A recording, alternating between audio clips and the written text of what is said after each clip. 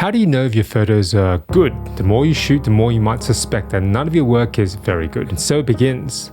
The hunt for the perfect camera or lens to take you to the next level. This search took me a decade, but last year I finally found it. My favorite lens of all time. This one, a technical masterpiece, everything I could have ever wanted in a lens, but it does have two glaring problems. One, this lens is so good, it made me feel like an imposter. And two, my personal mantra when it comes to imposter syndrome is you have to first imitate, then you can innovate. Today, the mission is I'm going to try and copy the work of Saul Leiter and get one of his iconic photographs involving reflections and shooting through objects on a longer lens like the 50mm G Master I've got here, and see if I can get something close to Saul Leiter by the end of this session. My name is Jack and I'm a scientist and street photographer. Photography is not my job, but my tool of choice for mental well-being. Today, let's talk about Sony's 50mm f1.4 G Master. This prime has absurdly fast autofocus, a full suite of controls right on the lens with only 516 grams, a bit lighter and more evenly distributed than the 35mm G Master, not as front heavy so it handles really well. Shooting wide open, it's sharp, ridiculously sharp,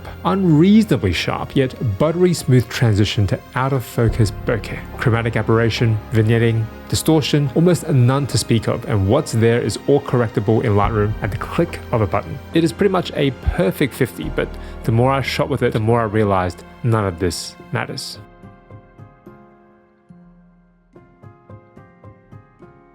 A 50mm lens feels natural. It can capture plenty of the scene using a field of view similar to our eyes. If you're used to your phone camera, at the start it'll really feel a bit tight, not the easiest for casual group shots or top-down shots of your food or coffee. Compared to 35mm, the most versatile do-it-all travel lens, it's just 1 to 2 steps closer. If a 35mm is defined by all you can fit into the frame, a 50 is about what you can leave out of it. More bokeh, better subject isolation. A tool that spotlights whatever you point the lens at and beautifully melts away their surroundings. You're more in control of every scene with a 50. A slight pan or tilt, you can remove unwanted distractions right in camera, but still have plenty left in frame. There's a reason 50mm is favored by the greats. Henri Cartier-Bresson, the father of street photography, took this classic with a 50. Elliott Erwitt, Robert Doisneau, and yes, Saul Leiter all had a penchant for 50. No autofocus, subject tracking algorithms, or AI, just a good old-fashioned manual focus 50.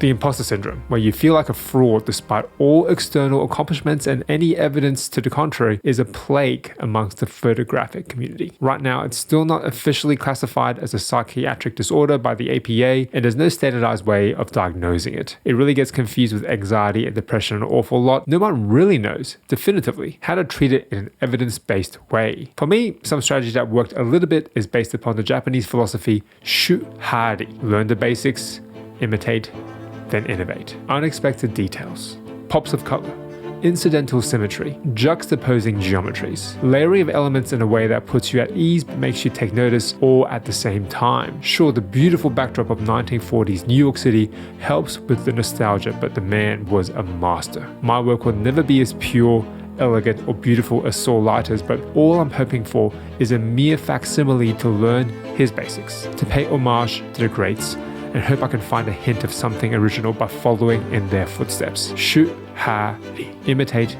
then innovate. In these tall glass buildings, in city scrapers, in the city, anywhere you go, there's opportunities for reflection photography, and a 50mm really lets you get a little bit closer to the reflection.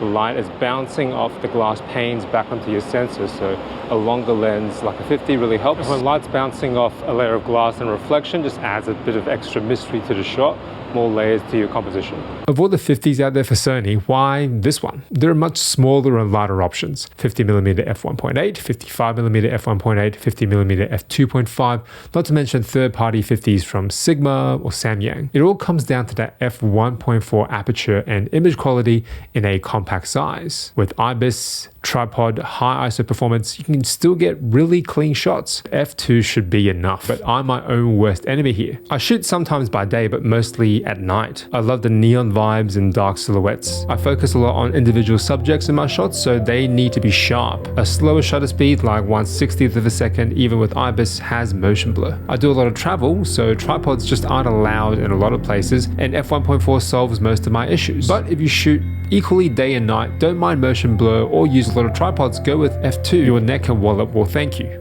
Mine certainly aren't. Did I succeed today in copying Saul Leiter? I'm not really sure. That's the fun part. You get to go home, bring the photos into the computer and really check how you went. It's all part of the mystery and the fun.